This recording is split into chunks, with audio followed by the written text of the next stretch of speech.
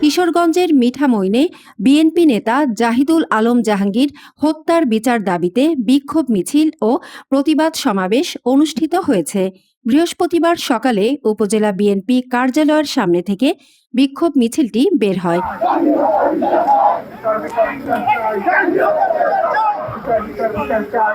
পরে বিভিন্ন সড়ক প্রদক্ষিণ শেষে মিছিলটি একই স্থানে গিয়ে শেষ হয়।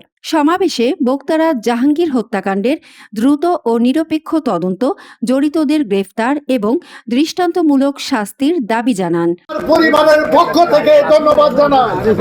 আমি আরো ধন্যবাদ জানাই এই উপজেলার জাহাঙ্গীর মৃত্যুর পরেও আজকের যে প্রতিবাদ মিছিলের নেতৃত্ব দিয়েছেন বিএনপির উপজেলার সাধারণ সম্পাদক জনাব আব্দুল্লাহ মিয়া, জনাব অ্যাডভোকেট রুবেল। আমরা দাবি হলো জাহাঙ্গীর হত্যার বিচার আমরা চাই।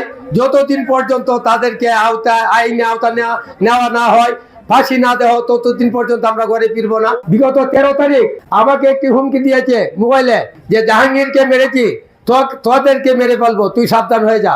কিন্তু আমি আপনাদের কাছে দোয়া চাই, এক আল্লাহ বাদে আমি কাউকে ভয় করি না, আল্লাহর উপরে বাকি মাটি।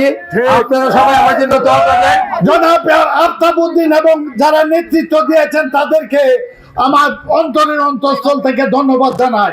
উল্লেখ্য, গত 15 জুলাই রাতে মিঠামইনে নিজ বাসভবনের সামনে হামলার শিকার হয়ে গুরুতর আহত হন উপজেলা বিএনপির সভাপতি জাহিদুল আলম জাহাঙ্গীর। পরে চিকিৎসাধীন অবস্থায় তার মৃত্যু হয়।